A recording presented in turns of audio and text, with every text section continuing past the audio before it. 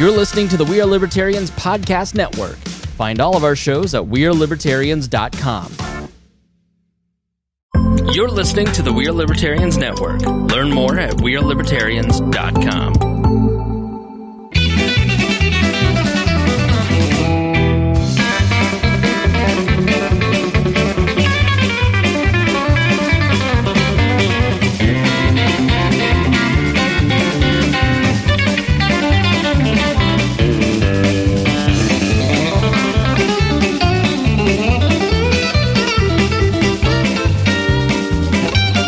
Welcome to the Boss Hog of Liberty podcast. This is episode number 275 of Eastern Virginia's favorite podcast. I'm Jeremiah Morrill.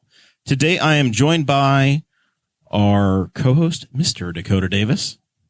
Today's episode features two Democrat candidates that are running to represent the citizens of Henry County and other areas. In the State House, we have Nan Polk, who is the District 54 candidate for your state representative, and then we have Dr. Ron Itnyre, who is your District 27 State Senate candidate. Like I said, they are both running on the Democrat ticket for both of their respective races. We're going to be talking to both of these folks about education, economic development, the impact of the Dobbs decision, which sent abortion back to the states, on Indiana and their opinions on that, land use, straight ticket voting, roads and infrastructure in the state of Indiana, COVID-19, the food and beverage tax, and then at the very end, we're going to talk about Indiana legalizing medical cannabis or recreational cannabis, whatever their thoughts are. So make sure you stick around until the very end. I do want to remind everybody as well that we did invite all of the candidates in these races. Thankfully, Nan and Ron were both able to accept our invitation. The other candidates, we weren't able to work it out. But our door is always open, and we'll make the time if they are able to join us in the future.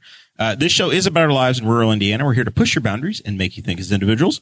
Sometimes we'll provoke you, other times we'll make you laugh, but hopefully you'll always learn something new. We've been having a bit of an adventure with our technology in here, so we welcome our audience. If I seemed a little frazzled. We welcome our audience that's listening to the wonderful audio version of this podcast. I do remind you, it is a podcast. Video is a feature, not a bug. But sometimes it doesn't always participate. So I don't know if we're going to have to buy some new equipment. We're going to have to do some, unplugging, replugging, put some WD-40 on something, but we'll figure it out and we'll get it sorted out by next time. Got to say thank you so much to our patrons that make all of this possible. You get access to all kinds of cool stuff, including a Patreon that was accidentally live streamed to the world, but had clipping, so they still don't know what it is. But we did so sorry. But we did anger people with sorry. it. But if you're a patron, you do get to have that emailed directly to you in audio form. And if you give at $50 or more a month, you get your name read off at the top of the episode. Little mini commercial just for you. And this week, those folks are Miss Christy Avery from all the way in Fort Wayne, Indiana. Mr. Jonathan Phillips, our favorite car dealer in the continental United States, and then Mr. Anthony Meyer, who is our favorite long-haul trucker. If you are a member of the Patreon, and then you are also a member of the Facebook Patreon members group, and any memes that you see from the Boss Hog of Liberty podcast, I guarantee you that those have been made by Anthony Meyer, the chief memer. It's an unpaid position, unfortunately. Special thanks to our candidate series sponsors, as always, Weiland's Flowers, the Slick Pickle, and Big Bounce Inflatables for your ongoing support. I think that our T-Chip store is getting ready to end. So if there's something in there you've been eyeballing and you want to get your hands on it, jump on the website, click on the T-Chip link, and get some of that really quickly. All right. I think that's all the business we have to take care of. Dakota, start us off. All right. So both of you guys are the Democrat candidates. I want to talk to both of you about your background, education experience, all those types of things, your work experience, and also what made you really think about running. Let's start with you, Nan, because we've already had you on the show. So just give us a little refresher. All right. Well, I am Nan Polk. I am born and bred right here in Newcastle. I live just west of town on my husband's family farm, and it's actually my grandkids make the 5th generation that live in the house where my father-in-law was born. So quite a legacy there. I went to Butler University for my undergrad. Got a BS and I have Master's of Arts from Ball State. I teach. I had actually a double major in chemistry and biology. And that's basically what I taught. I taught 2 years at Rushville, and then I finished out my career with 30 years at Newcastle, which is where I graduated from. My husband and I have been married for, I think if you get to this point, you just say forever, for 48 years. That is spectacular. Congratulations on that. Yeah. Well, thank you. We just had our wedding anniversary actually this month. What's and the we big 50th? I assume something at the State House, some sort of a big gala in the rotunda. Sounds good to me. All right. I'll do that. I'll take that. I look forward to an invitation. Perfect. Let's see. Like I said, I worked at Rushville and Newcastle. And I'm looking at my sheet to see if I'm covering everything. I had some health issues and I had to retire early. And when I did retire, I started working at a program called Cradles, and it provided childcare for teen parents and parents that were at school. And I started off there teaching the parenting class. I ended up being president of the board, and we folded for lack of funds. I don't know. Do you want me to go ahead and talk about why I'm running for this seat, or do you want Ron to talk a little bit about his absolutely. background? Just tell us. Okay. So your biggest motivator, I guess, for jumping in. Okay. Working at Cradles, I really saw, even more so than what I was aware of in the classroom, what happens to families and what generational poverty looks like and some of the struggles. I kind of was surprised because I would have thought, being a classroom teacher, I would have been aware of all the stuff. But I focus, on my curriculum and trying to get the kids ready for a test and, the periodic table, since I was teaching chemistry. At Cradles, I saw, I had a girl whose mom got out of prison and then ended up stealing baby formula for her child. So she was coming to me saying, where can I get more baby formula? And I was like, you get baby formula. Well, mom stole it. I had a child that was only alive because when her dad shot the whole family, she was staying with a friend. Those kinds of things just woke me up to a whole nother level of need in the community. And when Cradles folded, I was not ready to stop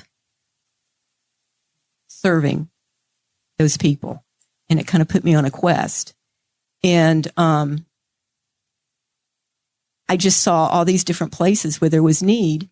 And eventually, what it took me to is there really needs to be some laws changed and to help people. And that piece of it. And I've been for 30 years an advocate at the State House around education. So, and I'm on the school board, and I've been on the school board for the last 9 years. So between those two areas, being aware of the needs of families and being aware of the needs of education, it took me to the State House. Well, very good. And once again, Nan is running for District 54. District 54, the House of Representatives. Which is now an open seat. It's Nan and Corey Criswell are the two names that'll be on the ballot this year. Tom Saunders has retired or is retiring. And then got called back for a special session. They had his party, though. I think he's done now. He had his retirement party. I attended his party. I saw Nan there on Friday, and Tom picked up a second Sagamore of the Wabash. So I think they compensated him for the extra days he had to do by giving him the Sagamore. Came back and then the Dobbs decision. Wow. Yeah, he was like, "What the heck?" All right, so let's get to know Ron a little bit. You are running for state senate, and this area of the state has been redistricted. Everybody got redistricted, but we're picking up a new state senate seat. So Jean Lysing was our senator. Just 2 years ago, Jean was on the ballot, but she has been redistricted further to the south. So the Richmond area is now tied in with Henry County. So Senate District 27 is our area. And Ron, you're making a shot at it here. Yes. So, but it is not an open seat. There's Jeff Ratz is the incumbent. Yes. All right. So tell us about yourself and what way you said, you know what, 2022 is the year. Well, my background, I was raised on a grain and beef farm in northern Illinois. I'm an only child, but my parents had that family farm. Learned so much there. Went to the University of Illinois, studied agricultural science, found out that I was a perpetual student, so I stayed for my master's. And I have a master's of science in, basically corn genetics. I was told not to do any kind of jokes on things like this, but I come up with corny puns. No corny jokes will be allowed, Ron. Oh, darn. And then it ended up staying on for a PhD in plant pathology. So another exciting topic. I'm married. I've only been married for 26 years. I got you beat. You got me beat. My wife is an English professor at IU East. Has been there since 1999. Have a 20-year-old daughter who is a junior at IU Bloomington studying environmental science, and both of her parents are strong environmentalists, so it didn't take that far for her to fall off, to get into that topic. When I first graduated, I worked with a seed corn company outside of West Lafayette, actually with familiar with this Country Mark. And then when we moved to Richmond, I was able to get a job with a small seed corn company that doesn't sell directly to the farmers. I moved to IU East in 2009 to teach introductory biology, microbiology, and the list has gotten fairly long. And I found out that Dakota's wife she had me, I don't know how many years ago. I would guess 2016, 2017? Yeah. Okay. Somewhere in there? If I'm keeping track of Dakota's life and wife for him. Maybe, yeah. Maybe 15. Prove me wrong, Audrey. Maybe 15, actually. I have been involved in the Richmond community. We've lived in Richmond the entire time. I'm on the Richmond Street Tree Committee. I think I'm on there for life. Are there any major controversies on the Street Tree Committee? Well, when somebody comes in and says, we'd like the tree taken down in front of our house, and we say no, that becomes kind of controversial. It's a healthy tree. Why do you want it taken down? We get into that. Because it's a pear tree, an invasive pear. Well, yes. Bradford pears. Trouble. There's trouble down in Pear Town. It's a paradise. Yeah, no. Oh, that's two. No, I know. That's two, and we are 12 minutes in. I will try to continue. The clock is running on Ron's pun talk chat. This is going to be fun. All right. The reason I got into this race, I had friends that on Facebook were saying in January that if Senate Bill 167 passes, I am going to quit. And friends of mine were going to quit. And for those that don't have their Senate bill calculator in their pocket, no one has that. Senate Bill 167 is basically the anti-CRT bill, which was teachers cannot cause distress for students, and there was a whole series of limitations that were going to be causing the direction of the curriculum and so forth. And teachers were saying, I'm not getting paid enough for this. And so they were saying that we're going to do that, or we're going to basically find a different profession. And I got ready to write to Senator Rotz, who was on the Education Committee, and say, this is bad for teachers, this is bad for education. And that's when I found out that Senator Rotz was a co-author on the bill. And I thought, it's probably, my reaching out to him is probably not going to make a difference. And I checked to see if anybody was running against him, and there was no one on the horizon that was going to run. So I decided to take that up. It was your turn. It's my turn. Your responsibility. All right. Well, very good. Well, Ron, you got us to exactly where we were going next anyway. And that was the topic of public education or education in Indiana, the responsibilities of the State House. Obviously, that's one of your biggest motivators. And I know that what Nan has talked about as well is pre-K and childcare and issues around that. So obviously in an hour and 20-minute show, we don't have time for absolute detailed policies, but tell us what to expect from Senator Itnyre when it comes to education policy. Short term, I would not vote for any bill that makes it harder for teachers to do their job. And that's what Senate Bill 167, House Bill 1134 were going to do. I trust the teachers as experts in their field. They've gone to college for it. They have worked at getting the right material for the right age-appropriate material for the kids that they are dealing with. I have IU East has an education program. Ball State has an education program. People who are certified will have the proper education for making those kinds of decisions. That's not a decision that the State House really needs to be involved in. Longer term, there were 2,500 teacher openings 2 weeks before classes started. It's not like we can slow down the assembly line or shut down a shift at a factory in a school. You shift kids and you get 30, 40, 50 kids in a classroom. And I know from my own experience teaching at the college level, it is really hard. The more students you get, it's harder and harder to teach the material. And so longer term, we need to provide more funding for public education. Dan, we were talking about this, about 94% of the kids in the state of Indiana are public educated. In our districts, it's more like 98. Yeah. So the counter challenge to that, or what we've heard from folks saying, hey, we pour an incredible amount of money into public education. It's a third of what your property taxes go towards is funding public education. 54%. What people say, well, what's the number, right? It's never enough. So is it a matter of we need more money, or is it a policy issue, or is it, hey, there's too much money to administration, not to teachers? Are some of those finer points in your consideration? One of the things that I've found out over these, what is it now? Today is October, started in February. These last 8 months, these issues are really, really, really complex. And we need to develop a complex response to it that involves getting a lot of people involved in that decision-making process.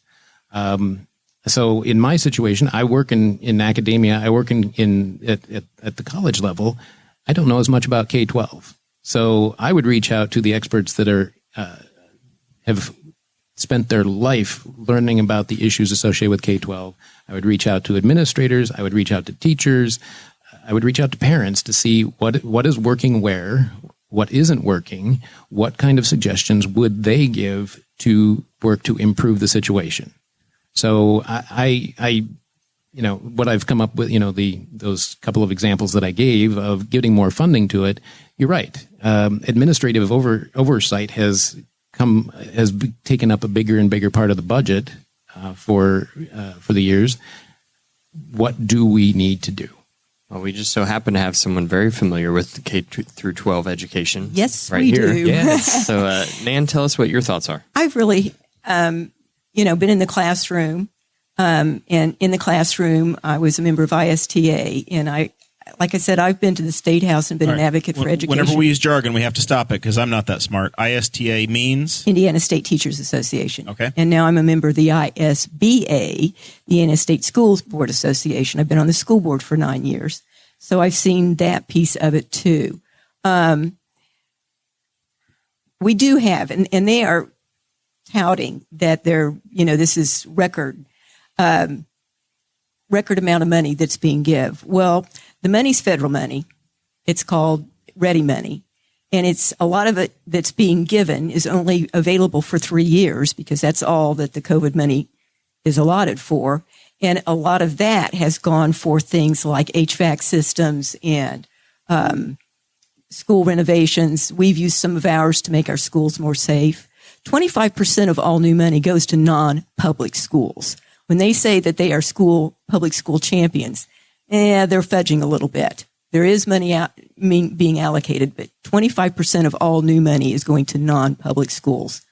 And like I said, a lot of the money that they're saying is record money that they're divvying out is federal money, and it's only for 3 years. So that 25% doesn't seem to match up like with how, like, there's 25% of all new money going to non-public schools, but like you said, in your district, there's 98% of students that go to public schools. Good point. When we have competition for student dollars, right? If the money follows the kid, depending what school they go to, you find that school corporations are chasing students. So a kid that would go to Newcastle says, "Hey, no, I'm going to." It's real competitive. That child's going to go to Try, or they're going to go to Charles A. Beard. Is that system healthy for the students and for the school corporations? It makes us competitive, but I would say overall, no.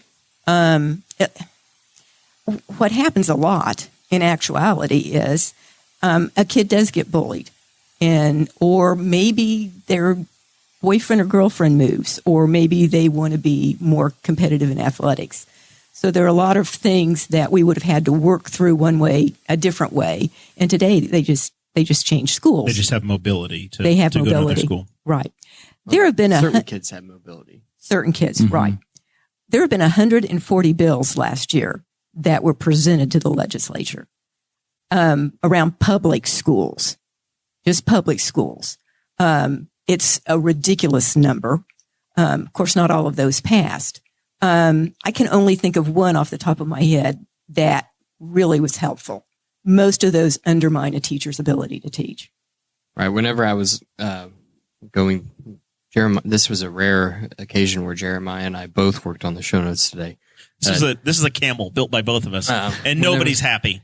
Usually, whenever we put together show notes for candidates, especially at the state house level, we like to reference specific bills. Sure.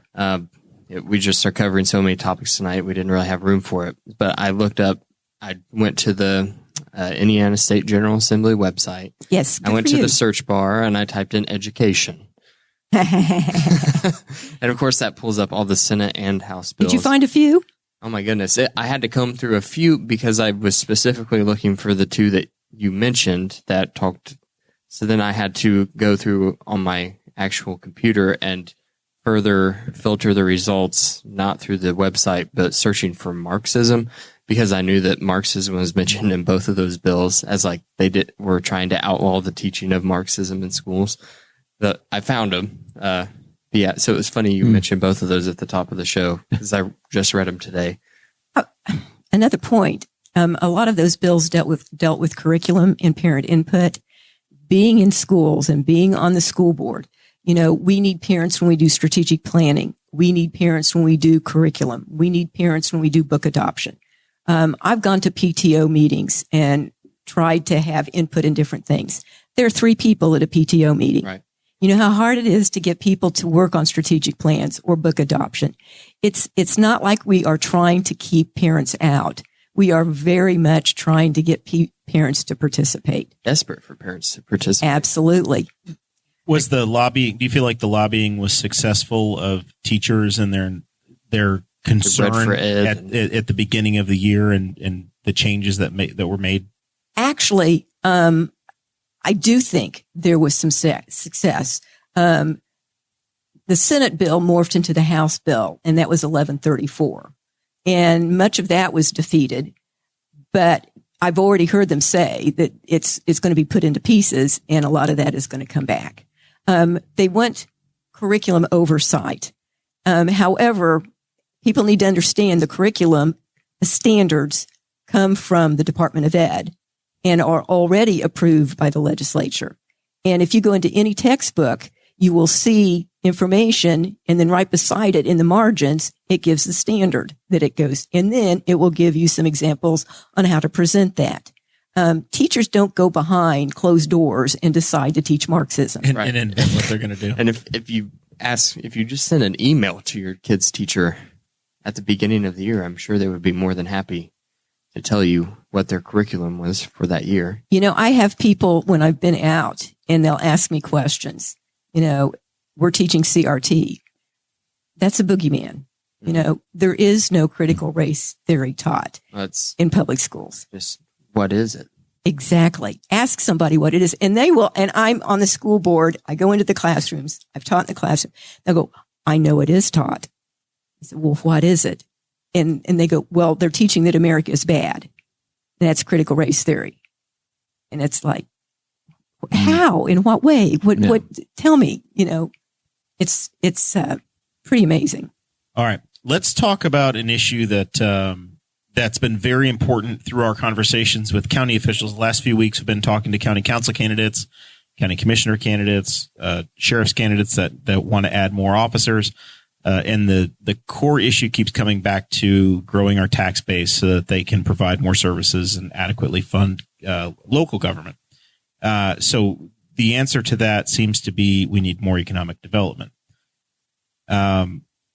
Looking at East Central Indiana, and we kind of do this snake draft style, so we're going to stay with you, then we'll work back over to Ron. The conversation around attracting jobs to our part of the state, what kind of things can be located here, and does the government have a role in that? This actually has very much to do with what we were just talking about. I was at an EDC meeting 3 weeks ago, and they had done a survey, and the biggest need in Henry County, and Rush County is even more so, is actually childcare. And if you have those kinds of carrots, you can actually attract more.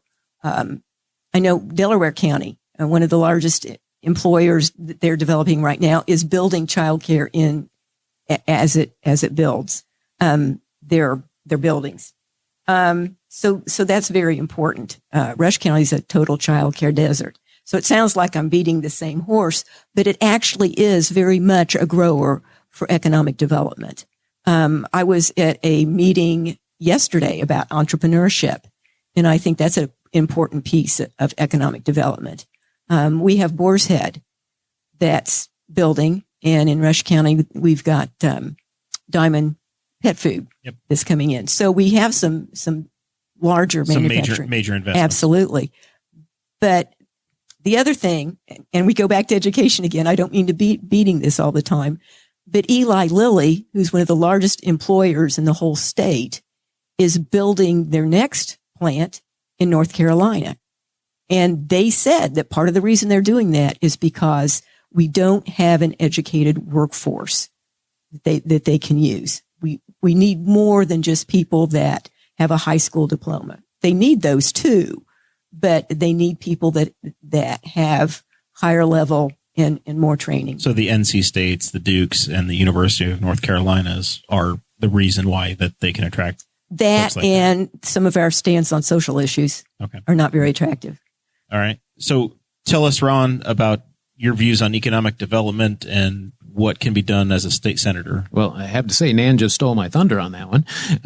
That's why it's a snake draft. It's back and forth, yeah. You're going to steal her thunder on the Dobbs decision.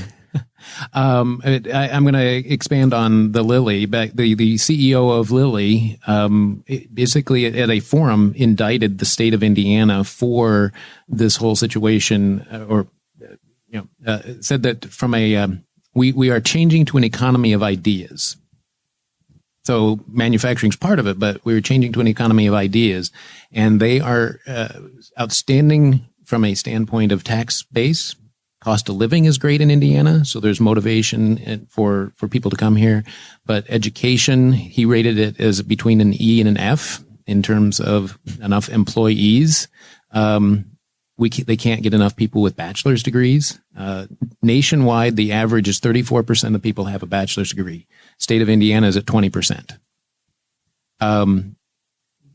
We need to do some better with that. Nan started to reach on it. There are social issues that are discouraging the graduates from staying in Indiana, and individuals who are considering to move here are changing their mind based on some of the legislation that's coming through.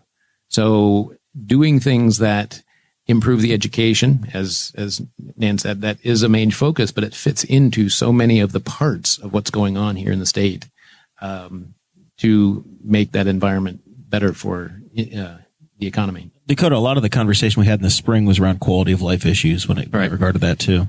Mm-hmm. Yeah, a lot of that was. So let's go.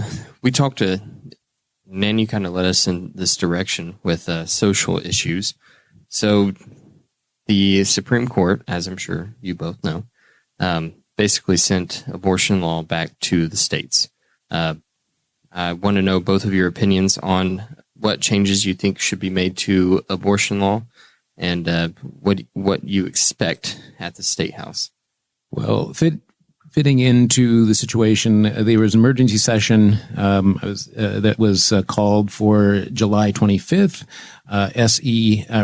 Senate Bill 1 was an anti-abortion bill that defines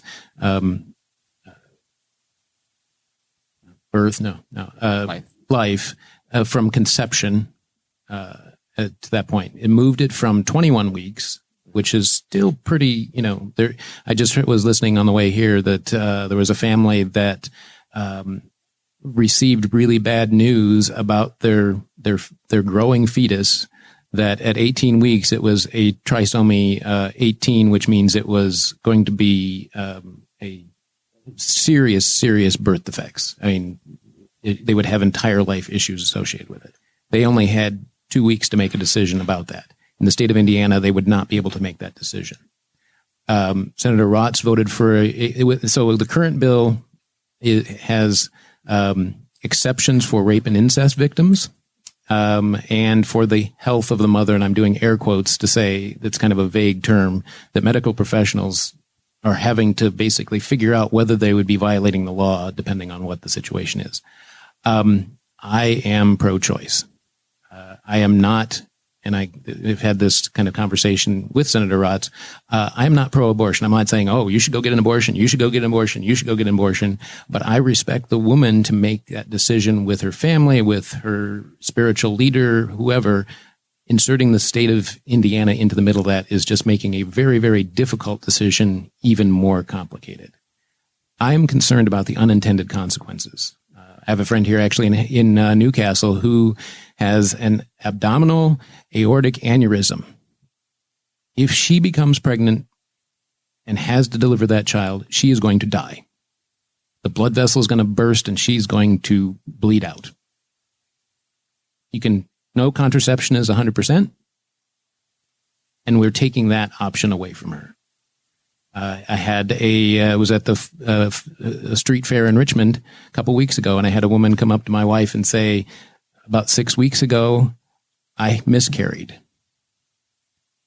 I bled for 4 weeks. She was afraid to go to a health professional because she didn't want to be arrested for having an abortion. In the state of Indiana, she's not liable for that, but she didn't know that and was afraid to. She could have died by bleeding out, or she could have died from sepsis, from getting a bacterial infection. These unintended consequences really, really worry me. Concerns about the unknown and folks, especially in the early going, right? Yeah. People don't know what's going to be prosecuted, what, if anything, is going to be, and obviously in the first example you had about somebody that has an aneurysm, then you would expect that that would probably qualify.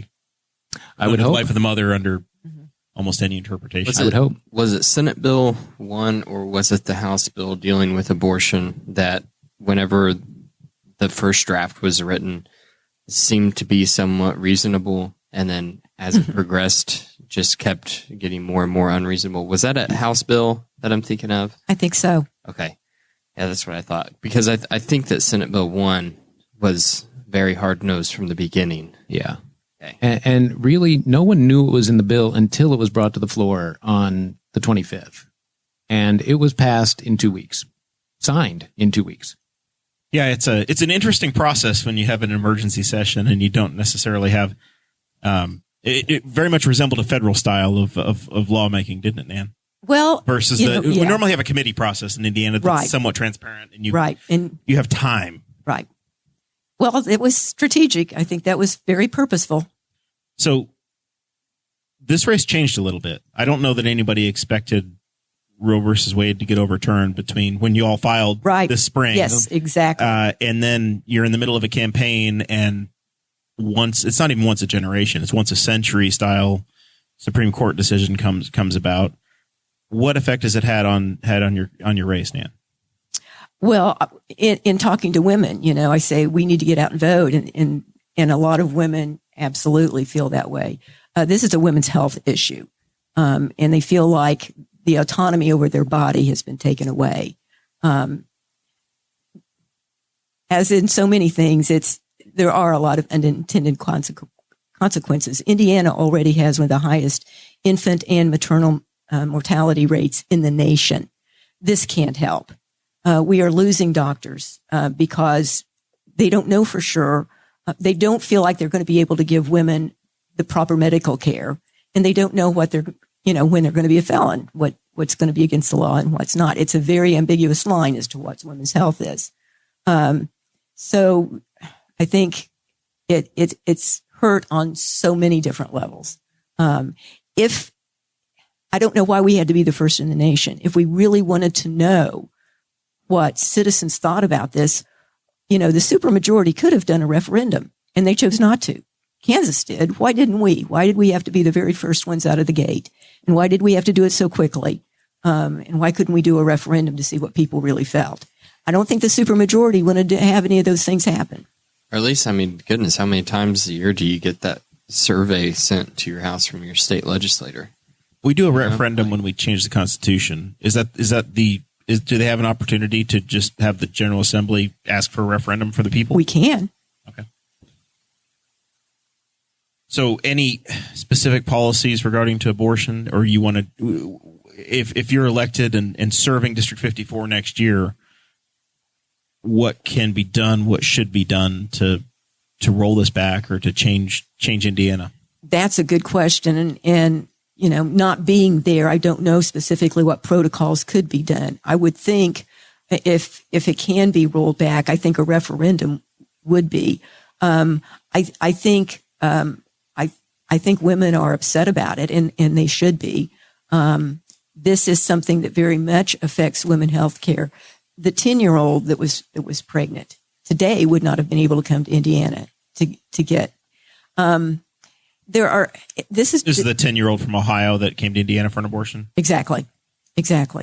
There's so much ambiguity around all of this, and like I said, maternal and infant mortality is already, I think we're second maybe in the nation or third, and we are way up there, which is not a good thing to be in the top four.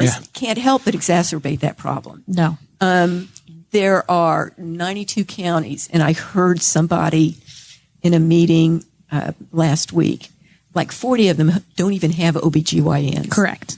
Yeah. Yeah, you have a number of rural hospitals that no longer offer labor and delivery. And if fewer doctors are going to be attracted because, of these kinds of limitations, one of those unintended consequences. Yeah, it's going to hurt rural America or rural Indiana because of that, as you were saying. Rushville. I know when I was a kid, Rushville had delivery, and now they do not. Right. You can't have a kid born in Rush County unless you're. You got to go to Shelbyville or Newcastle. Unless you're born at home. So let's you go. Let's talk about land use. There's a reason we have a windmill in the logo of the Boss Hog of Liberty podcast. That's because over the last few years that we've had this podcast, the topic of the rights of landowners has been a huge discussion. Ron, did they give you the Henry County Primer? Oh, yes. Okay. You're fully my very first meeting is like, don't mention windmills. All right. So we're going to ask you about windmills. Thanks. Thanks. So we do want to know that. your position on bringing wind and solar, not necessarily to Henry County, but to rural areas of Indiana. If you think there should be restrictions on those, we've seen a lot of House and Senate bills that have addressed zoning issues to try to make blanket zoning legislation from the state level. Over the past couple of years, you saw attempts at the General Assembly to say, hey, your local planning commission no longer can rule over this, and there's going to be state law instead. And so far, that's not passed, but we've seen it happen a few times. Yeah. So this is to me. We snaked over to me, right? Yeah, go ahead. I don't think the state house has any business going to localities and telling what they can and can't do with land. Windmills need restrictions. They don't need to be around residential areas. Henry County probably is not a good fit. Rush County does have especially some solar farms, and I know they are, in talking to John McCain, who is the EDC director down there, he says that it really helps their tax base, and he thinks it's very wise for them to do so. It's not something that Henry County has chosen to do. When elected, this isn't about me. It's about my constituents. And I want to have conversations with them and know what they think. And if there is a supermajority, I've been told by some legislators that they actually have been in committee and been told that they have to change their vote in committee. He said, but that's what my constituents have told me. And they said, well, that's not what the caucus says. So you need to go back and change your vote. And when that didn't happen, they actually lost a parking spot and committees and interns. But these are kinds of situations where, it's not about me, it's about the constituents. And I would want to, follow their lead. So that's something we heard a lot with regard to Representative Saunders, is that he voted his district. He didn't necessarily vote the party line. Right. You're intending to have kind of an independent streak yourself. Well, I actually have not gotten any money at all. I'm running on the Democratic side, but the state House caucus has given me zip. So I'm not obligated to them. And I do have friends that are Republicans. I would hope that I would be able to reach across the aisle and be pretty independent and be able to really represent my constituents. All right. Ron, you got big donkey money coming your way? No. Oh, damn. I have had support from the Wayne County Democrats, but just a little from the state party. All right. So the land use conversation. Yes. We have a long record of almost locating a lot of things in our area: asphalt plants, biodiesel, ethanol plants, mid to major manufacturing, solar farms, wind farms. Is that the state's business, or should that be local planning, community planning organizations, I think county commissioners? I think that should be local planning, county commissioners making those kind of decisions. My district is with Henry and Wayne County. They've both decided not to choose to do windmills. The former district has Randolph County. They have. I've spoken with landowners in Union County who are opposed to an industrial solar farm there. The city of the Indiana Municipal Power Association, IMPA, has put a large number of solar farms around Richmond in what I would consider marginal ground. It's not an agricultural ground. It's the exit ramp as you're coming off of I-70 onto the Williamsburg Pike exit. Around, you can see them on I-70 as you're curving around to go into Ohio. Not prime farm ground. I was raised in a farm. Once you put the solar panels over there, that's taken out of production, and you may not be able to recover it even in 30 years when the solar panels have reached their end use. Plus the ones that this constituent in Union County is saying they're wanting to put ones that are 25, 30, 40 feet tall. It's going to change the landscape. Right. Yeah. These industrial solar farms are quite a bit different than what you see IMPA putting up. Yeah. What I would love to see, and I'm an environmentalist, is from like the solar or wind, go back to encouraging homeowners to put them on the roofs of their houses. There's brownfields in Richmond where a factory used to stand, but now there's just cement. Plant them there. We're probably not going to reclaim the manufacturing, but if we could gain some power off of that, I think that's a plus. Every school building ought to have solar. Oh, yeah. On the roof. I'd pay extra to have solar panels over the parking lot at IU East. So you just want the shade. I want the shade. My car won't be 120 when I go out in the summer, and I won't have snow on it in the winter.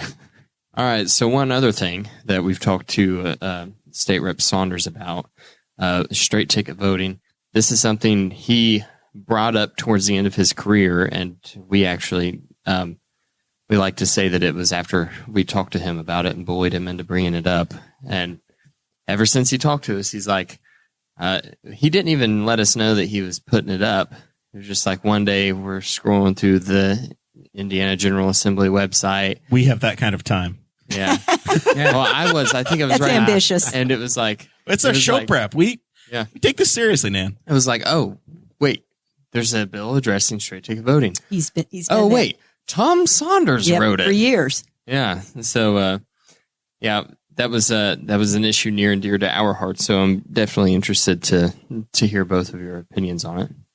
And being Democrats, I assume that, is something that you're concerned about as well. I just voted a couple of days ago, and I think I had to opt out of straight ticket voting 3 different times. The very first thing you do, and you have to press a couple of different buttons to do it, is to opt out of straight ticket voting. It tells you made a mistake, Nan. You get a big old X on your ballot with the new voting equipment here that says, wait, you forgot to choose your party. You undervoted. It told you undervoted. Yeah. If you try to skip it. So what is that about? That's a great question. I don't put the software in there, but that is a great question. So would you be interested in carrying on this bill that District 54 has had in the past of, hey, let's eliminate straight ticket voting in Indiana? Very much so. Very much so. It's not something that's done throughout the nation. We are one of the... I think there's like 7 or 8 states left at this point. Maybe. There's 7 states with it, including Indiana. Yeah. And it has a negative impact. Very, very definitely a negative impact. So, yes, I would be very interested in carrying that torch. All right. Ron, so would I. Same conversation with you. So would I. And you would help her. Yes. All right. Yes, I would. I could be the sponsor at the Senate level. Like to hear it. That was the shortest topic that we're going to have tonight. Now we're going to talk about infrastructure. So Indiana, we've the governor likes to tout that he's spent a lot of money with the next level roads. And there's been a lot of federal grants. We had both Donald Trump signed an infrastructure bill as well as President Biden both signed gigantic infrastructure spending bills. And that has all been funneled to the states for all kinds of different things, roads, bridges, the power grid, things like that. How do you foresee the state level assisting? How do you foresee the state level assisting counties and other localities with fixing their roads? Do you think that that's a possibility? Do you think the state should just focus on state highways? What are your thoughts, Ron? No, I think that, the infrastructure is the bloodstream of the state, of the economy. So it needs to be in good repair. I don't want to see any situations like we saw, 10 years ago in Minneapolis, where the interstate collapsed, right? And people died as a result of that. So no, there needs to be, and I would work with, whichever committees, I probably would be on a committee right away, but would work with the legislation that would help get that money to the places that needed it. Work with the county commissioners to best work with it, towns. That's one of the things, and I think I mentioned it earlier, reaching out to the people who are the experts in it, as well as the people who will be receiving the benefit, the constituents, or the effect of it. So, I don't have any specifics on that. I'm the novice here. But yes, I think it's crucial to maintain the quality of the infrastructure that we have. Would you, little tidbit here, we call it the Jerry Walden interchange. Would you support Dakota would call it the memorial, but he's still with us and doing just fine. Yeah. Can you memorialize somebody that's still alive? I think Jerry would enjoy that. I think Jerry would enjoy that. If we get the Jerry Walden Memorial Interchange built before he's gone, he would be so excited. So, what are your thoughts on an interchange at State Road 103 here in Henry County? At a legislative breakfast, the end of August, Senator Rotz actually mentioned that I-70 is in the plans for being expanded to 3 lanes, both directions, from Mount Comfort all the way to the state line. I cannot recall whether he said that the interchange was part of that process or not. I can't recall what that. I would say if it's included in it, it's a done deal. If it's not included in that, I'd say it's probably a done deal the other way. Yeah, I don't think they've gotten. So my day job, full disclosure, is in the road construction business. I don't think they've gotten to the design portion of Henry County yet. Okay.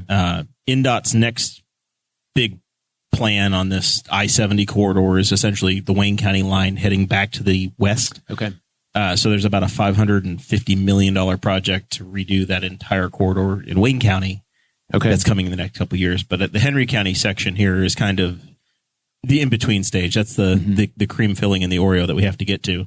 So I think there's still more time, but I don't think that one's. I don't think the decision's made quite yet. Okay. But it's one of those things that Councilman Walden has made it his. I would say his biggest priority. He's on the a council mission. side.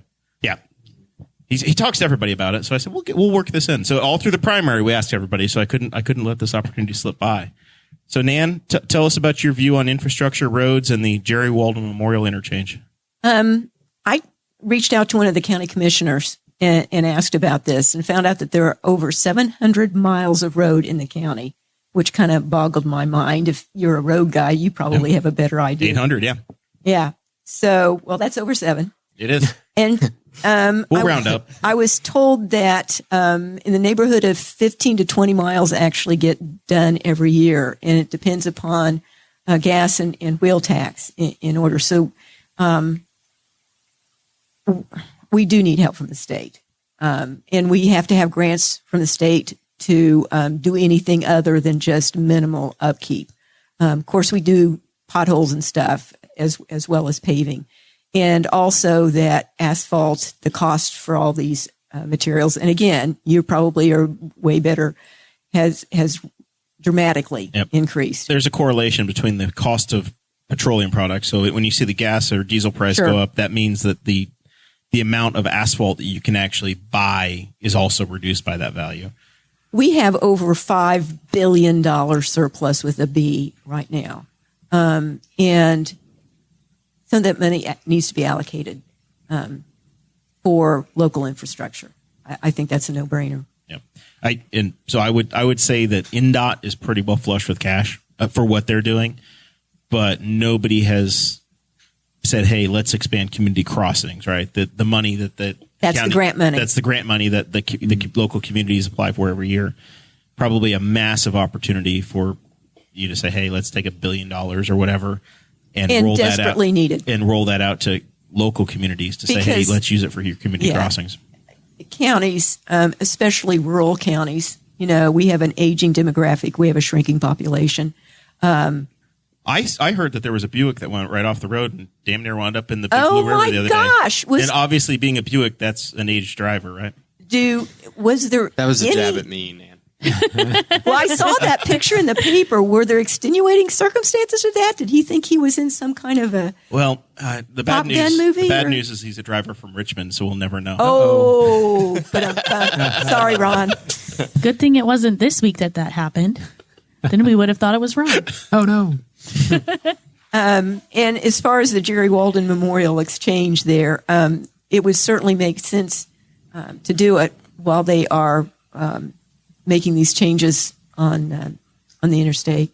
So, I mean, honestly, the conversation, and I don't think Representative Saunders was supportive of it, was adding a 4th interchange in Henry County. Right. I know that the mayor and Jerry Walden have both said, hey, it's going to be good for traffic. You'll attract more people into the community. Our truck route and a lot of our major trucking on the industrial park that we have and folks heading down 103 and out of the essentially where we're growing our industrial park, some of that traffic would funnel to the south and get out of town faster and safer. But I don't know that we've seen a demand or a strong community ask for it. I would like to see some kind of study, just to get some data that say that it would be what kind of use it would have. But like you said, we already have at the southern part of the Newcastle industry, and it might make sense And maybe a youth sports facility as well coming to town. All right, let's talk about this. Is using the rearview mirror a little bit, but I think it's fair for each of you to have a chance to be involved in this conversation. This is our first election since the COVID pandemic has been behind us, and the governor used executive power for a couple of years and never did call the General Assembly in to authorize that power or his actions. He did call an emergency session for the abortion issue, but we didn't have one dealing with COVID. So, Ron, I guess we'll start with you. Does the General Assembly need to assert more power over the executive branch, or did the executive branch respond quickly, efficiently, and satisfactory to COVID in Indiana? So my disclaimer is I teach microbiology to nursing majors. And there have been numerous diseases that have come on the forefront through the time that I've been teaching. Ebola had the outbreak in Central Africa in 2014. This was a very serious situation, COVID-19. We don't realize how close we were to having the entire healthcare system collapse. Even today, last week when I was talking with people, the mental health of healthcare professionals is still an issue. People aren't going into nursing programs. We are going to run a shortage because of the way things happen during that situation. If this disease was even a fraction more deadly, more fatalities for the infection. And it was kind of a wimpy virus, actually. Yeah. We were, like I said, globally that close to various health systems. Yeah, thank God it wasn't what we thought it was at the beginning. Yeah. And so, yes, people had to make unpopular decisions about mask wearing, isolation, social distancing, all of those kind of things. And because they were the professionals, the experts were learning it as it was happening. And I think that we still need to, in a healthcare situation like this, the executive branch needs to be able to respond immediately to the situation, whereas the legislature is a longer, it's like, okay, here's the guidelines on what we want you to do in these situations, but it's trying to take that away from the executive branch, take it away from experts, the healthcare professionals that were, let's try to do this. Could it have been better? Sure. If we look back on it and say, did it save lives? Yeah. Your contention is that adding 150 more elected legislators into the conversation would have made things better. No. All right. Nope. Nan, tell us your view. We could craft this in a really interesting way, but I'm not going to do that to you. Tell me more about why you supported Governor Holcomb. Well, basically, I agree. We have to have something where we have expedient response, and we have to have people that have access to the professionals and to the experts. I'm good friends with Angela Cox, and she's the county health administrator, or health. She's the health department director. Yeah. And she was on 24/7. And if we wanted to take things more back, when I was thinking about this question, I was thinking of coming back all the way to the local, because being on the school board, we were asked to make some decisions that school board members, unless they're medical professionals, really didn't know enough about. We didn't know whether the kids should really be wearing masks and how effective the masks were and how long they needed to be quarantined. And expecting us to make those kinds of expert and professional, there probably weren't very many school boards. Now that the health, department director could, but she was trying to get, vaccinations lined up. She was trying to put out fires all over the place, and to ask her to do more or make decisions or be in charge of more, we simply on a local level don't have the capacity to make those kinds of decisions during a pandemic, and we need to react quickly. And there's all kinds of things. We were kind of building the plane in the air, but we had no choice. Well, having said that, if we had taken it very seriously in the very first heard of it, we would have had better outcomes. But we need to be in a situation, and maybe you need to have a whole nother department. Maybe it doesn't need just to be the governor, but we need to be in situations where we can handle this very effectively, very efficiently, and depend on experts to lead us through it. All right. Actually, at the national level, there was a pandemic response team that had been developed during the Obama administration, and it was dismantled in the early part of the Trump administration. All right. And if that had been in place, who knows what the situation probably would have been managed a lot better. And we could probably do something like that, even on a state level. At the state level, yeah. All right. Yeah. I was going to keep talking about it, but we'll move on. That's a good place to sunset it. Speaking of sunsetting, the food and beverage tax, certain counties in Indiana have been able to place a 1% tax on food and beverages that have been sold in their county. We saw some support earlier this year on doing away with that ability. Just want to get both of your guys' opinions on that. Actually, I'm going to bat this one back to Nan, because she has an outstanding story that kind of fits into why the benefits of the food and beverage tax. Absolutely. Well, I've just been on several projects that benefited from this. I'm in healthy communities, and we go to them. It's kind of a broad, it's supposed to be for tourism and economic development. Well, we do a lot of trails, and we go to them. Parks have gone to food and beverage. There are a lot of things that we've been able to do to increase the quality of life, which is very important for a myriad of reasons for people in this county because of the food and beverage tax. And it is set to sunset. And if there's anything we can do to continue it, it is a tax, and people don't like taxes. But this is specifically, it's not on groceries. That's not that kind of food. It's on restaurants and beverages. And taxes hurt less when you're paying them directly to the place you live. Exactly. I've come to find. Yeah. Exactly.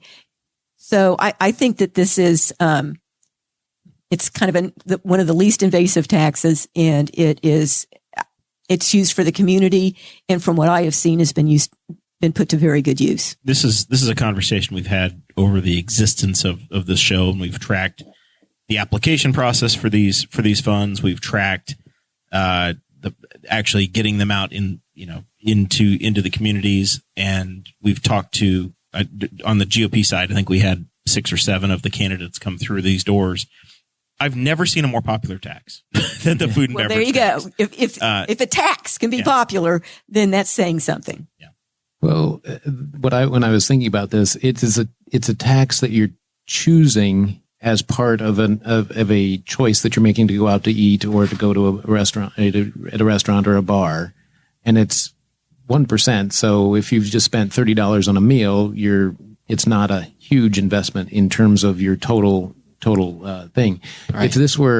If we still wanted those services, the benefits, and didn't have this, it would come from property taxes, where you really don't have a choice in that process. Well, and I can tell you that as we have local officials come through, they're coming up against caps constantly. So as soon as a county council reduces their tax, the library comes in, and they're going to consume that. Even if you drop the budget for a park, the school or the library or another taxing entity is going to backfill they that. don't go down. Yeah. They're going to be there anyway. And since we brought this up, I'll just slip this in real quick. We lose the schools. I'm speaking as a school board member, $1.7 million a year to property tax caps. It's really hamstrung us. But that's a whole nother cup of coffee. That's the Constitution now. Yeah. It's in the Constitution. It is what it is. One of the things, it's just changing how and I've been thinking of this since the beginning, with a lot of things that we just consider taxes, teacher salaries, capital improvements. If we change the idea that it's an investment rather than an expense, for me, it kind of gets my head like, okay, a teacher's salary is an investment in the future of the state of Indiana. It's in the education of it. This tax, this expense of the food and beverage, albeit small, is an investment in the community through the example that Nan had. So part of that is just me getting my head around, okay, if I, some of these things are, yes, they're an expense, and I'm fiscally conservative. I have, balanced my own budget, and I'm on several committees where we live within the budget that we have. But just even changing that nomenclature can help. The paradigm, yeah. Now, I have a wild idea to get you guys some more tax revenue. And I know government's not very good at spending. They're really good at coming up with ideas, but they're not always great at actually delivering services. Unfunded mandates? That's the libertarian in me that says, hey, government has a lot of great ideas, but then it doesn't work out and guys with guns show up to enforce the laws that were passed. But I'm not running for anything. But anymore. But yeah, not this time, and hopefully not for a very long time. Again, I've learned my lesson. I'm much happier here. Ron, should Indiana consider legalizing cannabis at some level? We've got a governor who says it's a scheduled narcotic with the feds, so we don't dare.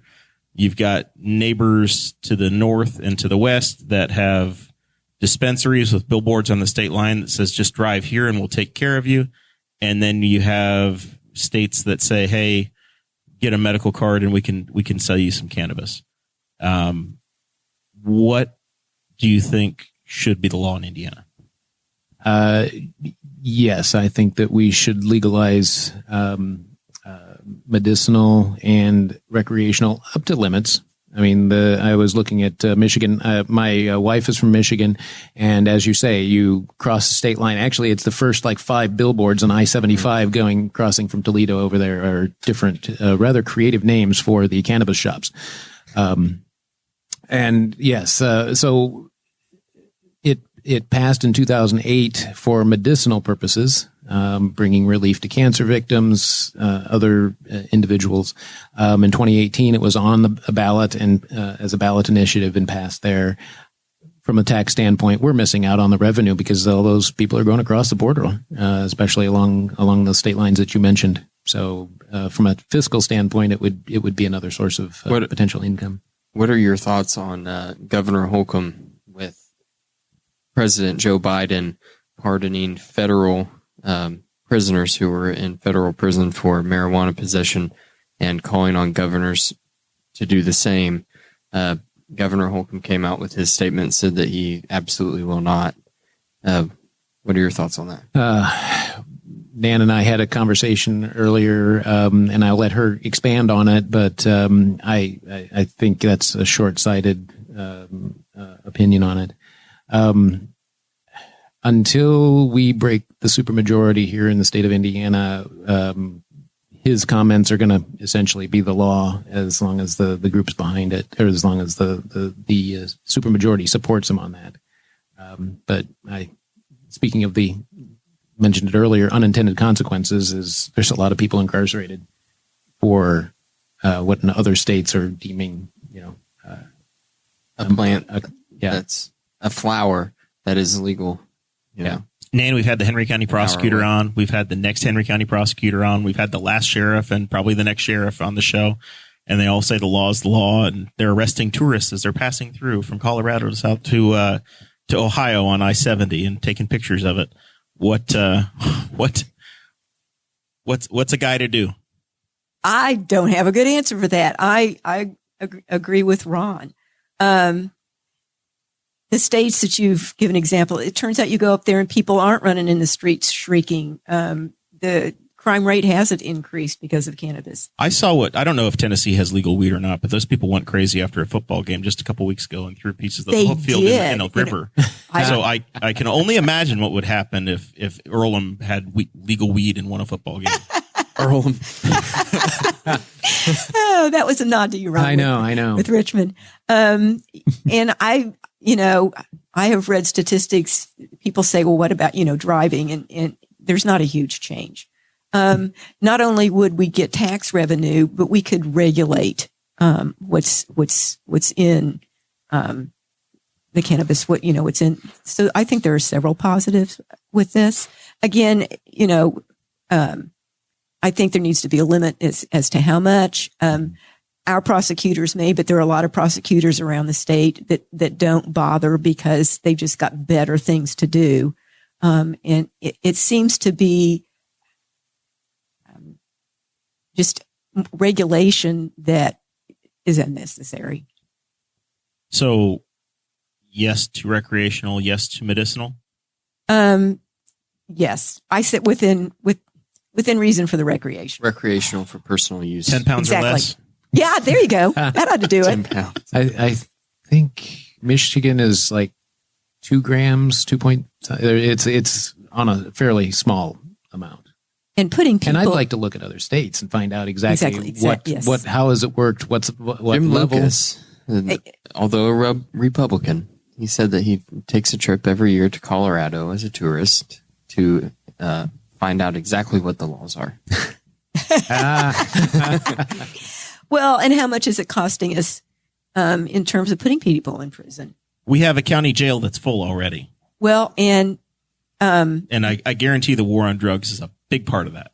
talk to them, and you have 85 to 90% of those that are incarcerated are around some kind of a drug related. And let's see, we have 245 beds. Only 28 of those are for any kind of rehab.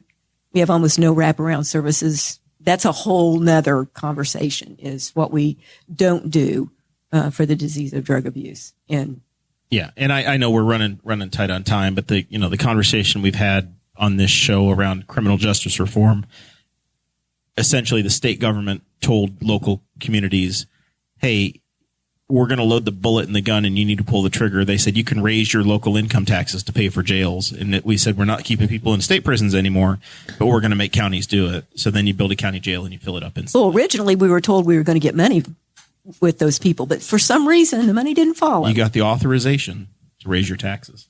Well, thank you very much. I ran against it 4 years ago. I learned my lesson. All right.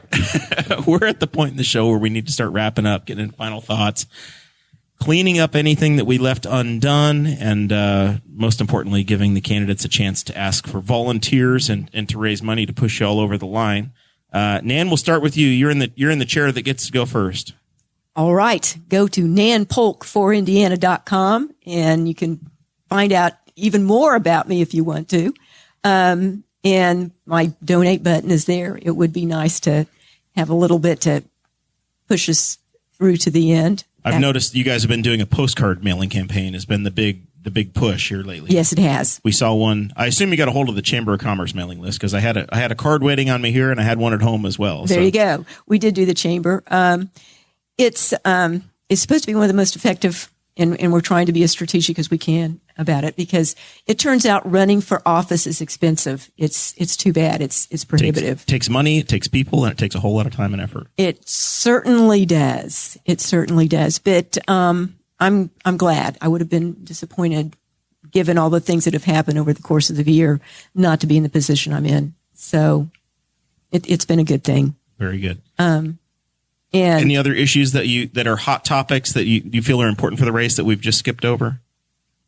Well, I think drugs are a very important thing. A living wage is a very important. We have a lot in our communities. We have almost 65% free and reduced lunch.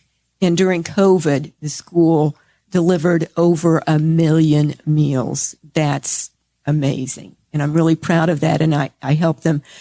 We have an ALICE population that are kind of the working poor. And ALICE? ALICE is the acronym for it. And I don't know what it stands for, but it just means that they're working poor. Okay. And given transportation issues or illness issues, they're going to be in poverty. And those were the people that we fed, the schools helped feed during COVID.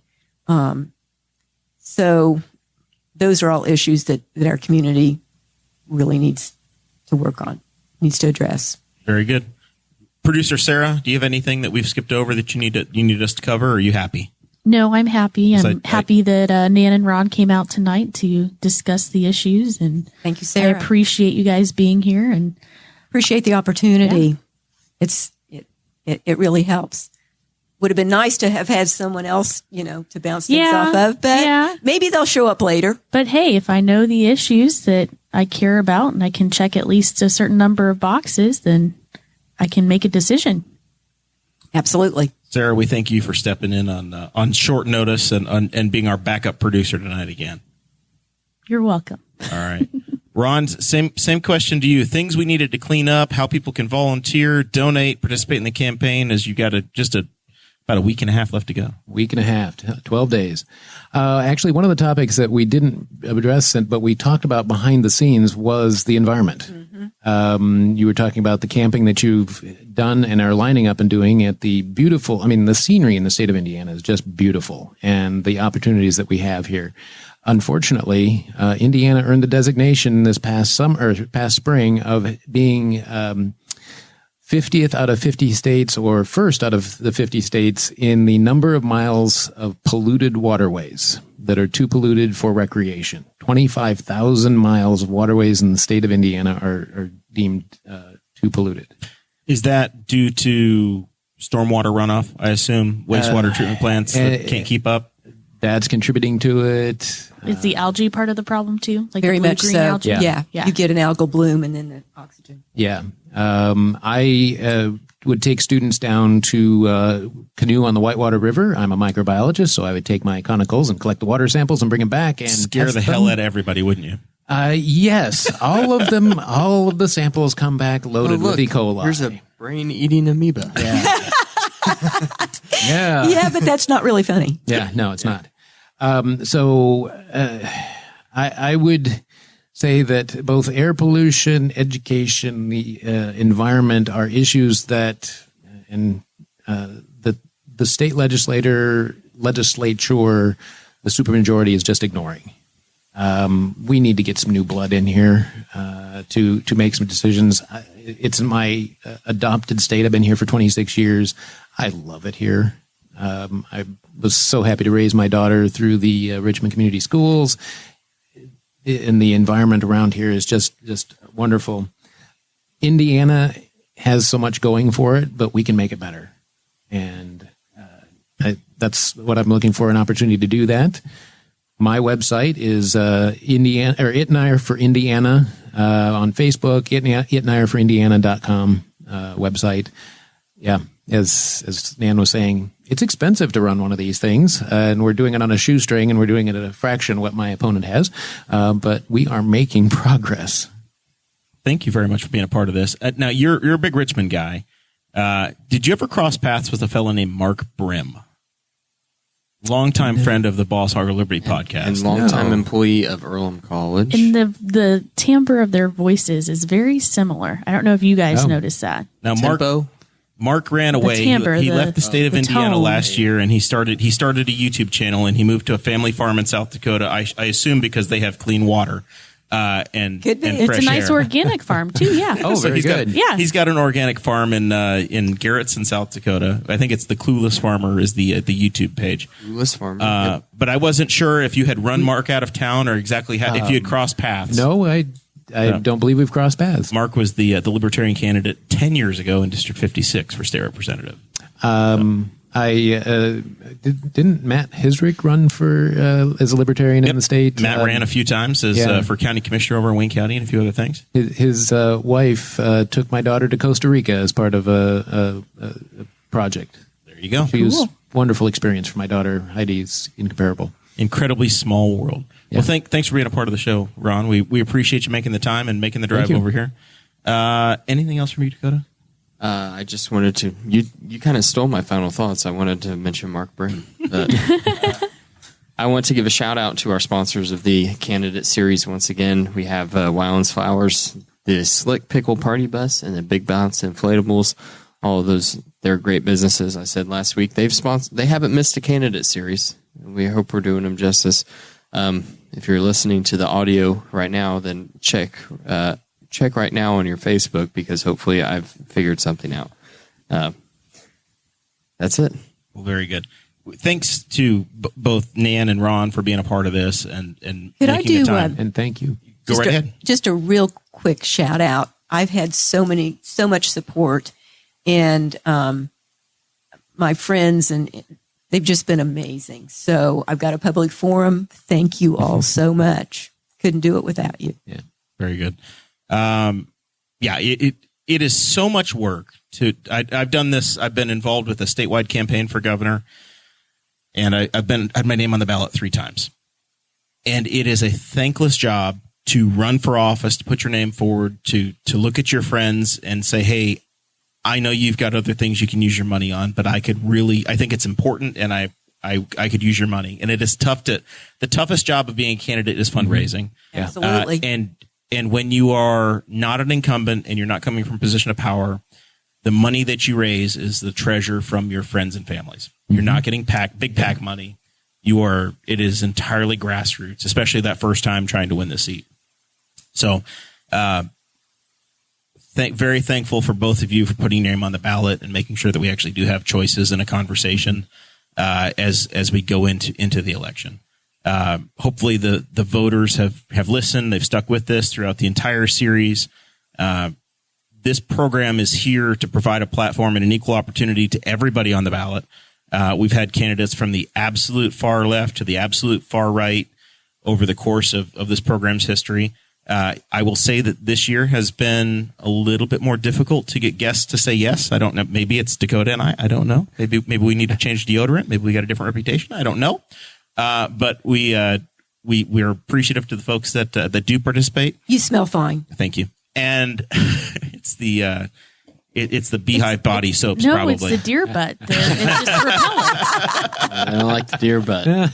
Well, you're gonna have to deal with it. But our door is open. So we have. If you've seen somebody in a race on here, everybody in that race has been invited, and even if we haven't had them on yet, the door's still open. So if you've got people you want to hear from, send them a DM and we'll squeeze them in. We got next week. It's a catch-all. If we haven't had somebody on, but they need to be on, we've got a spot for them. And if not, we're gonna have a conversation leading into the election. With that, we thank everybody so much. We'll be back next Thursday night, and we'll go from there.